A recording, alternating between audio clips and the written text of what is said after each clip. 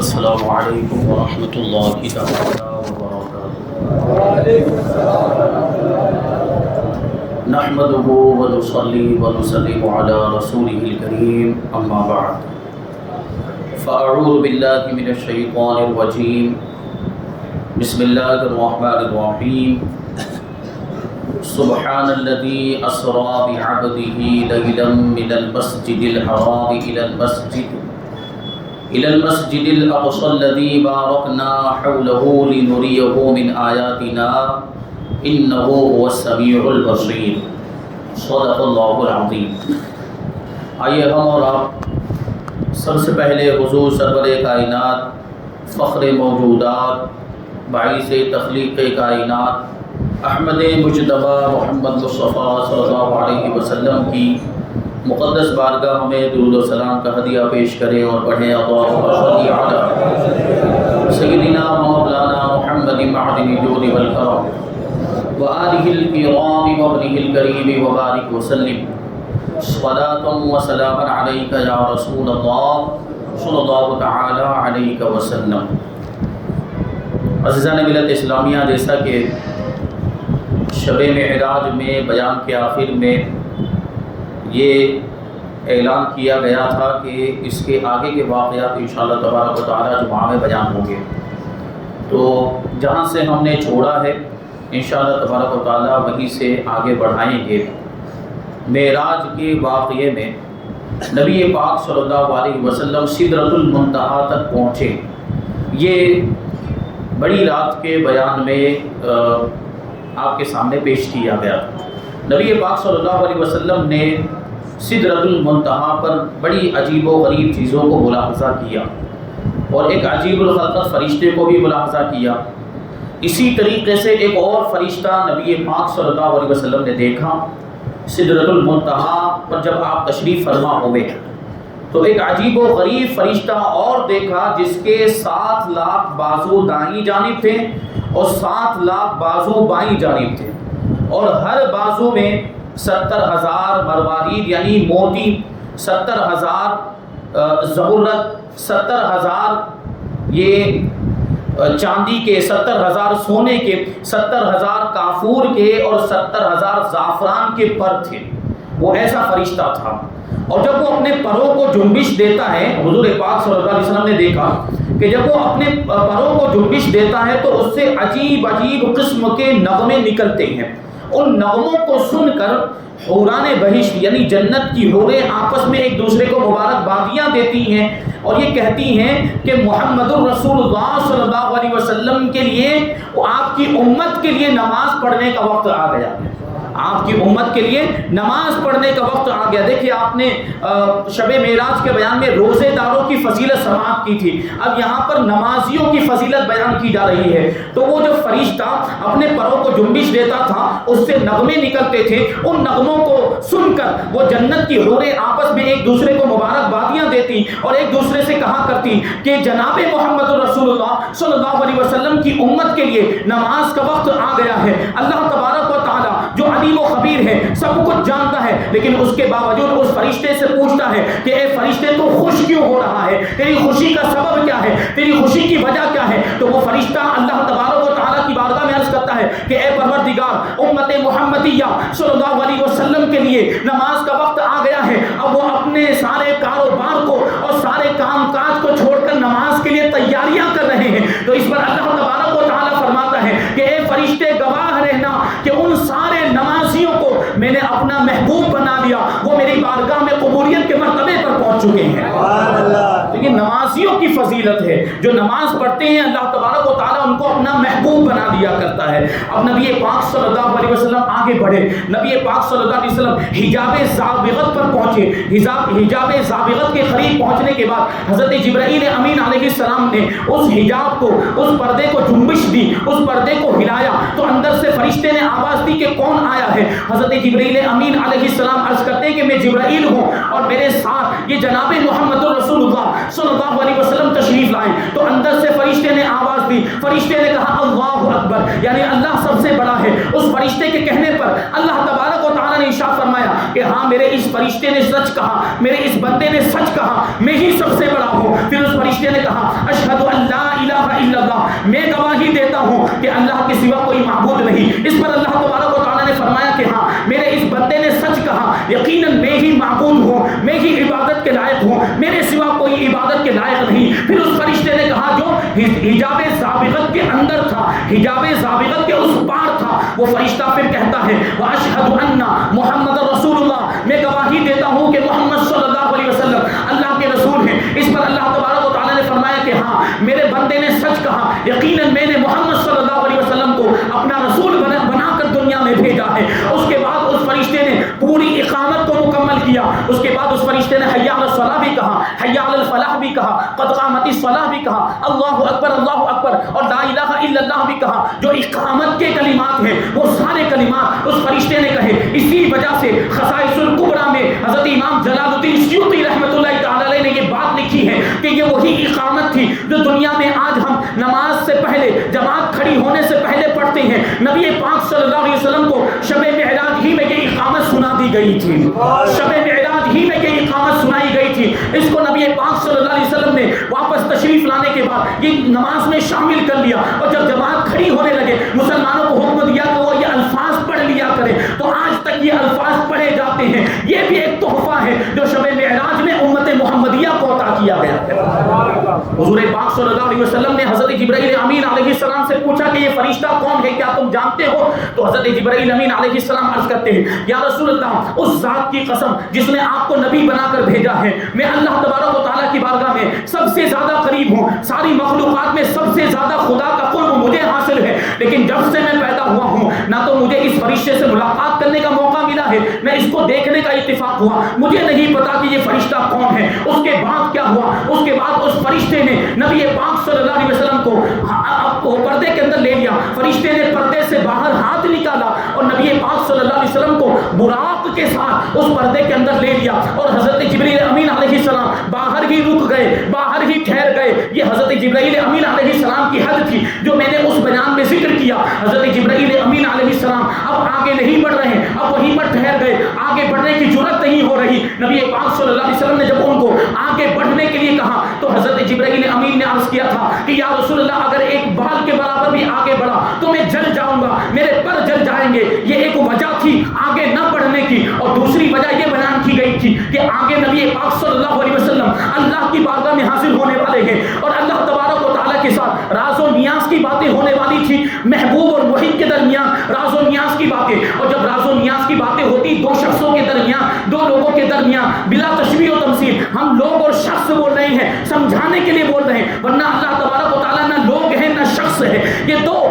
لوگوں کے درمیان دنیا کے اعتبار سے اگر ہم دیکھیں، دو شخصوں کے درمیان جب جو ہے راز و نیاز کی باتیں ہوتی ہیں تو کسی تیسرے کو اس میں شریک ہونے کی اجازت نہیں ہوتی۔ حضرت جبرائیل امین یہ راز و نیاز کی محفل کو جانتے تھے، معراج کے اصول و ضوابط کو جانتے تھے کہ جہاں راز و نیاز کی بات ہو وہاں تیسرے کو شریک ہونے کی اجازت نہیں۔ تو یہ اللہ اور اس کے محبوب کے درمیان راز و نیاز کی باتیں ہو رہی ہیں، جیسے کہ جب اللہ تبارک و تعالیٰ نے حضرت موسیٰ علیہ السلام کو کوہ طور پر معراج عطا فرمائی، اور کوہ طور پر بلا کر جب ان کے ساتھ راز و نیاز کی باتیں کی تو 21 میل تک، یعنی تقریباً 35 کلومیٹر تک چاروں طرف جتنے بھی جانور تھے ان سارے جانوروں کو دور ہٹا دیا گیا تھا، یہاں تک کہ فرشتوں کو بھی اور کرامن کاتبین کو بھی دور ہٹا دیا گیا تھا، کیونکہ راز و نیاز کی باتیں ہونے والی تو فرشتوں کو بھی دور کر دیا گیا۔ اسی طریقے سے معراج کی رات میں نبی پاک صلی اللہ علیہ وسلم کے ساتھ اللہ تبارک و تعالیٰ راز و نیاز کی باتیں فرمانے والا تھا، اس لیے حضرت جبرائیل امین علیہ السلام پیچھے ہی رک گئے، پیچھے ہی ٹھہر گئے، اور ان کو آگے بڑھنے کی اجازت نہیں تھی، وہ آگے نہیں بڑھ سکتے تھے۔ اب اس کے بعد وہ براق بھی وہیں پر رہ گیا، جو سواری جنت سے لے کر پہنچے تھے، وہ سواری وہ براق وہ بھی وہیں پر ٹھہر گئی، وہ بھی وہیں پر رک گئی۔ اب اس سواری کی بھی حد آ گئی، وہ براق بھی آگے نہیں بڑھ سکتی تھی۔ اب کیا ہوا؟ نبی پاک صلی اللہ علیہ وسلم کے سامنے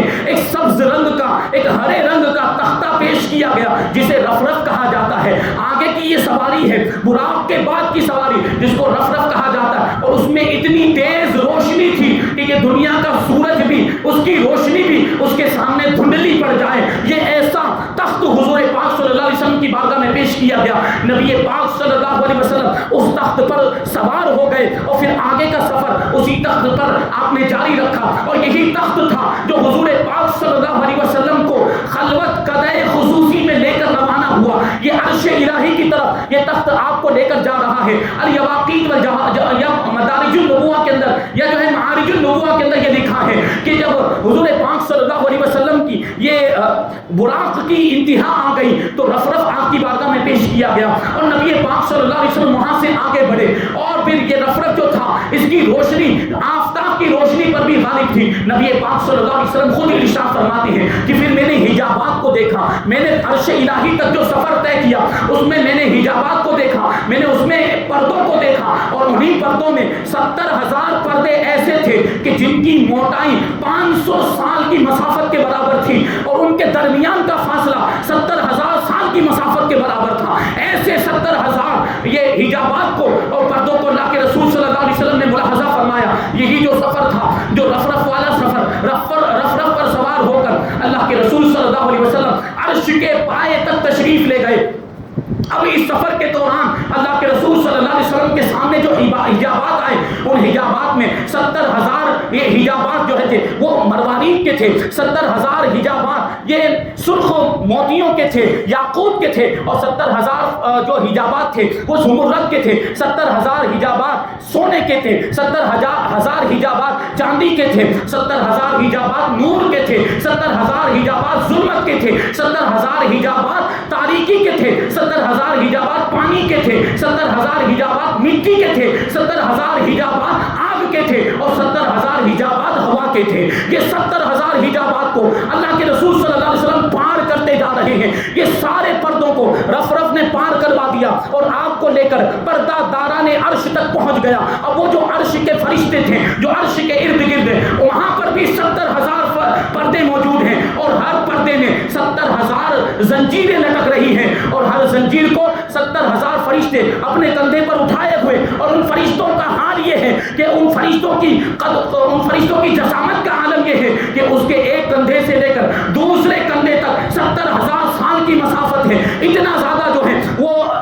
اتنی زیادہ جسامت ان فرشتوں کی تھی، اور یہ جو حجابات تھے ہر حجاب کی موٹائی 1,000 سال کی مسافت کے برابر تھی۔ یہ سارے فرشتے وہ حجابات کی زنجیروں کو اپنے کندھوں پر اٹھائے ہوئے تھے۔ اب یہ رف رف وہاں تک لے کر پہنچا اور آگے بڑھا، تو آگے بڑھنے کے بعد عرش کے اوپر جو حجابات پڑے ہوئے تھے، عرش کے سامنے جو پردے تھے وہ بھی 70,000 پردے تھے، اور ان میں سے بھی بعض پردے سرخ یاقوت کے تھے، بعض پردے مروارید کے تھے اور بعض پردے ہوا کے تھے۔ ان پردوں سے بھی ان کو پار لے کر پہنچے۔ ہر پردے پر ایک فرشتہ مقرر تھا، اور جن 70,000 فرشتوں کا پہلے ذکر ہوا وہ فرشتے ان فرشتوں کے خادم تھے۔ اب یہ رف رف جو سواری تھی اللہ کے رسول صلی اللہ علیہ وسلم کو لے کر ان پردوں کے پار پہنچ گئی۔ 70,000 پردوں سے یہ سواری حضور پاک صلی اللہ علیہ وسلم کو لے کر آگے پہنچی، لیکن پھر یہ سواری خود بخود غائب ہو گئی۔ یہ رف رف کی انتہا آ گئی، رف رف والی جو سواری تھی یہاں وہ ختم ہو گئی، اس کی مدت ختم ہو گئی۔ اب آگے حضور پاک صلی اللہ علیہ وسلم کی بارگاہ میں ایک دوسری سواری پیش کی گئی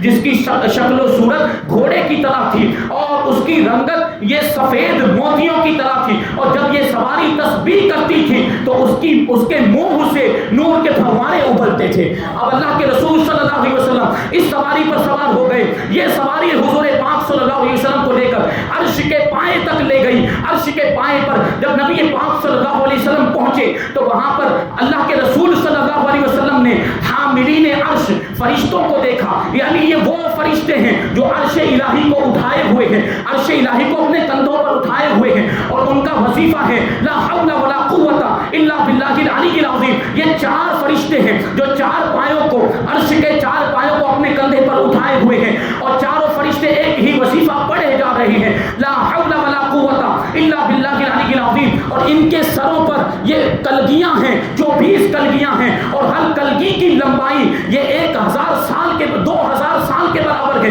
یہ اتنی کلگیاں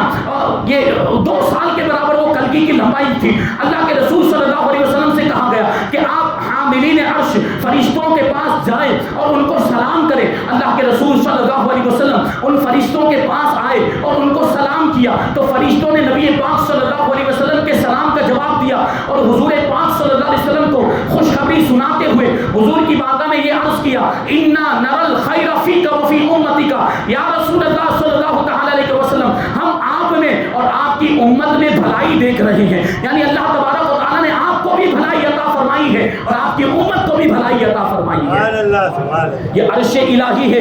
حضور پاک صلی اللہ علیہ وسلم عرش الہی کے پائے تک پہنچ گئے، اور یہ عرش پر جب نبی پاک صلی اللہ علیہ وسلم نے اپنے قدم مبارک کو رکھا تو عرش الہی خود حضور پاک صلی اللہ علیہ وسلم کے دامن سے لپٹ گیا، کیونکہ مدتوں سے انتظار کر رہا تھا۔ جب سے عرش الہی کو بنایا گیا تھا، اس کو یہ بتایا گیا تھا کہ ایک دن ایسا آئے گا، ایک رات ایسی آئے گی کہ نبی آخر الزمان اللہ تبارک و تعالیٰ کے پیارے حضور رحمت عالم صلی اللہ علیہ وسلم تجھ پر اپنے قدم مبارک لے کر آئیں گے، تشریف لائیں گے، تجھ پر وہ اپنے قدم مبارک کو رکھیں گے۔ اسی وقت سے عرش الہی حضور پاک صلی اللہ علیہ وسلم کے قدوم میمنت نزول کا انتظار کر رہا تھا، اور جب شب معراج میں اللہ کے رسول صلی اللہ علیہ وسلم عرش الہی پر پہنچے، عرش الہی پر اپنے قدموں کو رکھا ہے، تو عرش الہی بھی جھومنے لگ گیا اور خوشی سے حضور پاک صلی اللہ علیہ وسلم کے دامن سے لپٹ گیا۔ مدتوں سے حضور پاک صلی اللہ علیہ وسلم کے دامن سے اس کو وابستگی تھی اور مدتوں سے وہ انتظار کر رہا تھا۔ یہ عرش الہی وہ مقام اعلیٰ ہے کہ جہاں پر معراج کرنے والے سارے انبیاء کرام کی انتہا ہو جاتی، اس سے آگے کسی کو بڑھنے کی اجازت نہیں، لیکن نبی پاک صلی اللہ علیہ وسلم اس سے بھی آگے تشریف لے گئے، اور اس سے یہ بات ثابت ہوئی کہ نبی پاک صلی اللہ علیہ وسلم کو جو معراج کرائی گئی وہ جسمانی طور پر عالم بیداری میں کرائی گئی، خواب میں اور روحانی طور پر نہیں، کیونکہ زیادہ عظمت اسی کے اندر ہے۔ معراج میں مقصد یہ تھا کہ حضور پاک صلی اللہ علیہ وسلم کی عظمت ساری مخلوقات پر ظاہر ہو جائے۔ تو عظمت کب ظاہر ہوتی؟ جب جسمانی معراج کرائی جائے، کیونکہ اسی عرش کے استوا کو اللہ تبارک و تعالیٰ نے اپنی عظمت کے سبب کے طور پر بیان کیا ہے، اپنی تعریف کا سبب بنایا ہے، اور اسی عرش پر نبی پاک صلی اللہ علیہ وسلم کے تشریف لے جانے کو حضور پاک صلی اللہ علیہ وسلم کی عظمت بتایا ہے۔ تو یہ عظمت کب ظاہر ہوگی؟ جب جسم کے ساتھ تشریف لے جائیں گے۔ تو اس سے یہ بات ثابت ہوتی ہے کہ نبی پاک صلی اللہ علیہ وسلم اپنے جسم مبارک کے ساتھ معراج میں تشریف لے گئے،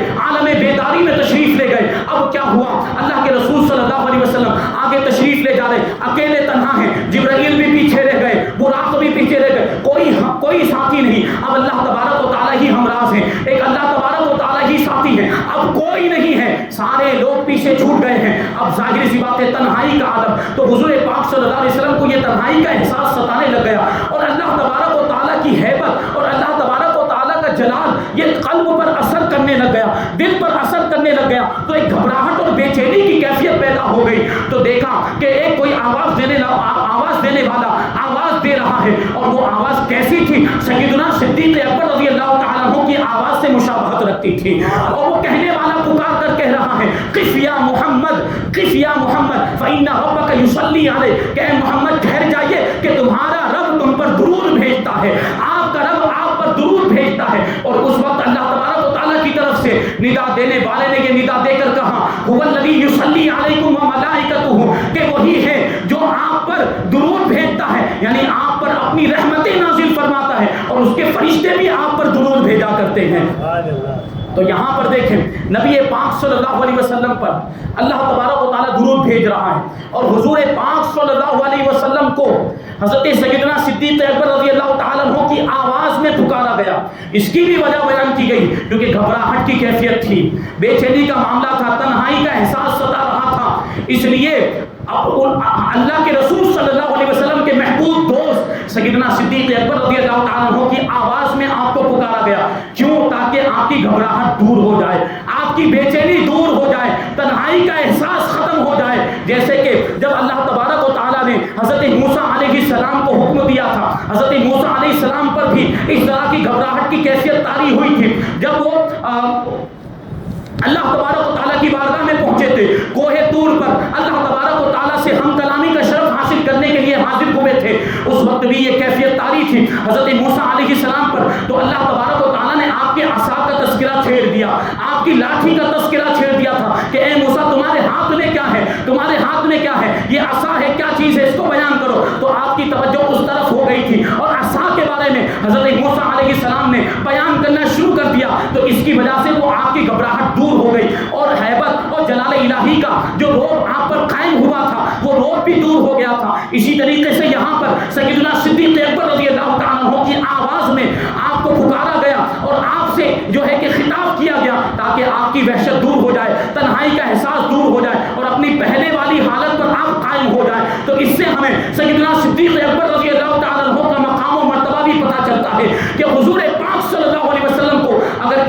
آواز سے انسیت حاصل ہوتی ہے۔ حضور پاک صلی اللہ علیہ وسلم کو اگر کسی کی آواز پسند ہے تو یہ تو سارے صحابہ کرام کی آواز پسند، لیکن ان میں سب سے زیادہ کسی کی آواز پسند ہے تو وہ سیدنا صدیق اکبر رضی اللہ تعالیٰ عنہ کی آواز ہے۔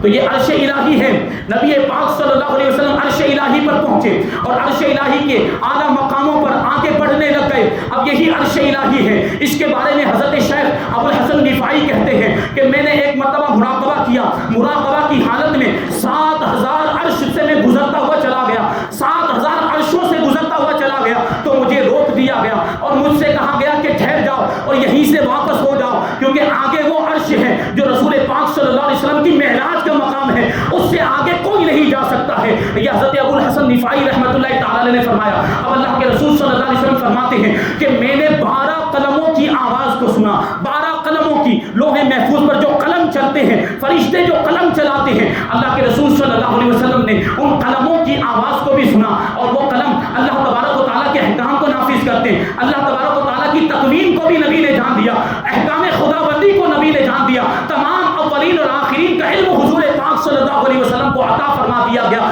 کیونکہ ان 12 قلموں میں سب سے اونچے مرتبے والا جو قلم تھا وہ قلم تقدیر ہے، جس نے سب سے پہلے ساری مخلوقات کی تقدیر کو لکھا تھا۔ جو کچھ ہونے والا ہے، جو کچھ ہو چکا ہے، وہ سب اس قلم نے لکھ دیا تھا۔ جب اس قلم کو حضور پاک صلی اللہ علیہ وسلم نے اس قلم کی آواز کو ملاحظہ فرمایا، حضور پاک صلی اللہ علیہ وسلم نے ساری تقدیروں کو بھی ملاحظہ فرما لیا، کیا ہو چکا ہے، کیا ہونے والا ہے، ساری باتیں حضور پاک صلی اللہ علیہ وسلم کو معلوم ہو گئی۔ یہی وہ قلم ہے جس کی قسم قرآن پاک میں یاد فرمائی گئی۔ اللہ تبارک و تعالیٰ فرماتا ہے نون والقلم وما یسطرون، اس قلم کی قسم، اور وہ جو لکھتے ہیں اس کی قسم، یعنی فرشتے جو لکھتے ہیں، لوگوں کی تقدیریں لکھتے ہیں، اس کی قسم۔ یہ دیکھیں وہ مقدس قلم ہے، یہ بلند و بالا مقام و مرتبے والا یہ قلم ہے۔ اللہ کے رسول صلی اللہ علیہ وسلم نے اس قلم کے چلنے کی آواز کو بھی سماعت کیا۔ پھر کہتے ہیں کہ دوبارہ وہ گھبراہٹ کی کیفیت طاری ہوئی، پھر تنہائی کا احساس ہوا تو ایک قطرہ ٹپکا۔ حضور پاک صلی اللہ علیہ وسلم ارشاد فرماتے ہیں کہ وہ قطرہ ٹپکا،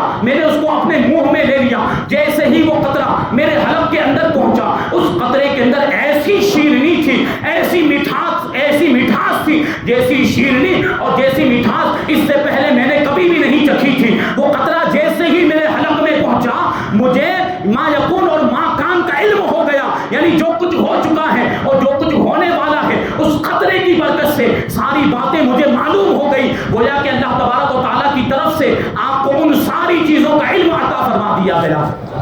اسی لیے تو ہم کہتے ہیں کہ جو ہو چکا ہے، جو ہوگا حضور جانتے ہیں، جو ہو چکا ہے، جو ہوگا حضور جانتے ہیں، تیری عطا سے خدایا حضور جانتے ہیں۔ یہ حضور پاک صلی اللہ علیہ وسلم کا مقام و مرتبہ۔ اب یہ واقعات کا ایک سلسلہ ہے، اور بھی بہت سارے واقعات آگے ہیں۔ انشاءاللہ تبارک و تعالیٰ آئندہ سال جب شب معراج کا موقع آئے گا تو یہ واقعات آگے کے جو واقعات ہیں وہ شامل کیے جائیں گے کہ اس کے بعد اللہ کے رسول صلی اللہ علیہ وسلم کہاں پہنچے، اور اللہ تبارک و تعالیٰ کی بارگاہ میں لامکان میں تشریف لے گئے، جہاں پر وقت بھی ختم ہو جاتا ہے، جہاں پر مکان بھی ختم ہو جاتا ہے، جس کو لامکان کہا جاتا ہے۔ حضور پاک صلی اللہ علیہ وسلم لامکان میں تشریف لے گئے، مقام دنا میں تشریف لے گئے، مقام فتدلہ میں تشریف لے گئے، مقام قابہ قوسین میں تشریف لے گئے، فاوحا الی عبدہ ما اوحا، یہ بھی ایک مقام ہے، وہاں پر بھی اللہ کے رسول صلی اللہ علیہ وسلم تشریف لے گئے، اور اللہ کے رسول صلی اللہ علیہ وسلم نے اپنے ماتھے کی آنکھوں سے اپنے پروردگار کا دیدار کیا ہے۔ تو کیسے دیدار کیا، اور اس دیدار کی کیفیت بھی قرآن پاک کے اندر بیان کی گئی۔ ما زاغ البصر وما طغى، کہ جب حبیب نے اپنے رب کو دیکھا، اپنے رب کا دیدار کیا، تو آنکھوں کی کیفیت کیا تھی؟ یہ آنکھیں نہ ٹیڑھی ہوئی نہ حد سے بڑی، تو یہ کیفیت بھی اللہ تبارک و تعالیٰ نے قرآن پاک کے اندر بیان کی ہے۔ تو انشاءاللہ تبارک و تعالیٰ یہ سارے واقعات سلسلہ وار، اور یہ دیدار الہی یہ عالم بیداری میں ہوا ہے، خواب میں نہیں ہوا، عالم بیداری میں اپنے ماتھے کی آنکھوں سے نبی پاک صلی اللہ علیہ وسلم نے اپنے رب کا دیدار کیا۔ تو اس کی دلیلیں کیا ہیں؟ لوگ اس کا انکار کرتے ہیں کہ حضور نے خواب میں تو دیکھا ہے، لیکن ظاہری طور پر عالم بیداری میں اللہ تبارک و تعالیٰ کو نہیں دیکھا ہے تو انشاءاللہ تبارک و تعالیٰ اس کے دلائل بھی پیش کیے جائیں گے، قرآن و حدیث کی روشنی میں اس کو بیان کیا جائے گا۔ اللہ تبارک و تعالیٰ کی بارگاہ میں دعا ہے کہ جو کچھ بھی بیان ہوا اس پر مجھے آپ کو ہم سب کو عمل کرنے کی توفیق عطا فرمائے، حضور پاک صلی اللہ علیہ وسلم کی سچی پکی محبت ہم سب کے دلوں میں پیدا فرمائے، ہم کو اسلامی احکام پر شریعت مصطفیٰ پر عمل کرنے کی توفیق عطا فرمائے، ایمان کی سلامتی عطا فرمائے اور ایمان پر ہی ہم سب کا خاتمہ فرمائے۔ وما علینا الا البلاغ۔